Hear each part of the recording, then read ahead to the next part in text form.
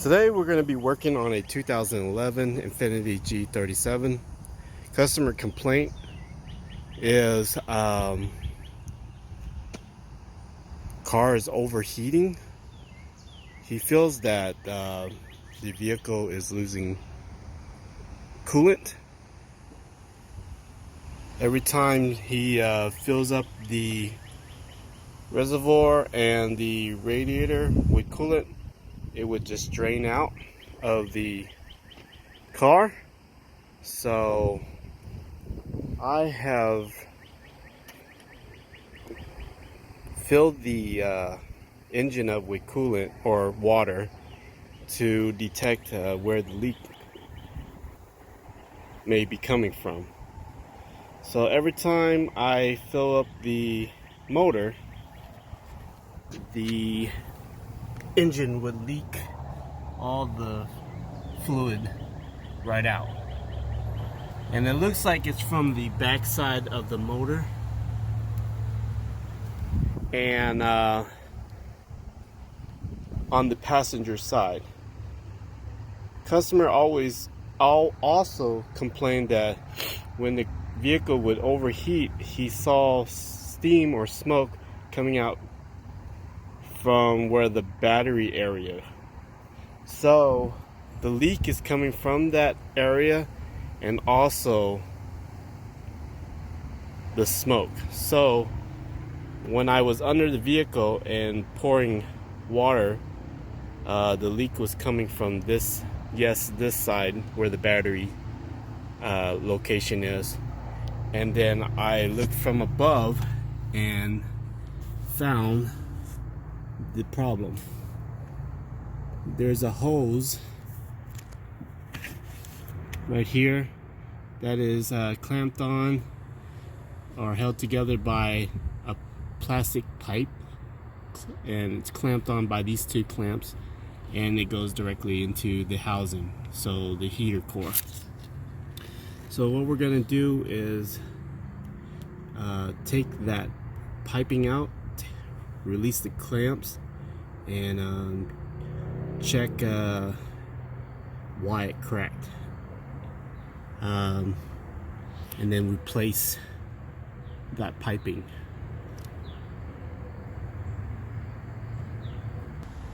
Also to mention, this is the 3.7 liter engine on the Infiniti / Nissan engine with the dual intake. So we got two throttle bodies there, and the leak again is coming from the passenger side against the firewall. As you can see, these are the two clips that is held onto the pipe, and basically you just press and they will loosen up.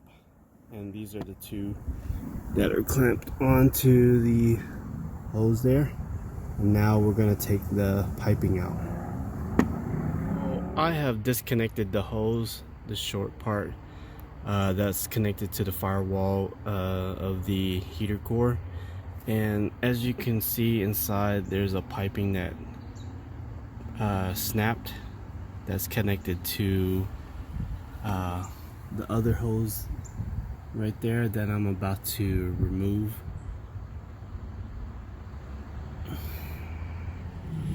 So this is the hose I've taken out from the heater coil, and so the piping inside right here cracked, and that's where we had to replace it. So here's the new hose, and I put the old clips back onto this one, and then there's the new plastic hose that will connect to the other hose that leads into the motor, and this one will lead into the heater coil. So what we're going to do is install this in and clamp everything in, fill it up with coolant, and then start up the car and see if there's any leaks and if it holds coolant. So I'm about to add this new hose into that area right there, and let me go ahead and do that. Won't be able to make a video. I can't video this while showing y'all how to do this because it's in a tight spot. So, but I'll show you the outcome at the end. So I have hooked up the hose and connected to the heater core, and so now the next step is to fill it up with coolant and turn on the motor and see if there's any new leaks coming from this line, from the heater core to the hose, and then from the hose to the piping that's clamped on by those two clips. And so let's go ahead and get that done and then see what the outcome comes from there. But besides that, right now it actually looks pretty good. It was a tight area to put those piping in. It makes it easy to lubricate the piping on both ends a little bit. That way it'll slip on, and then put the clamps onto the hose. So that's the trick to that. All right, everybody. So I put coolant in the motor, topped it off, and engine is running, and there's no more leaks. The hose look good. It's dry, and hopefully it's gonna stay that way.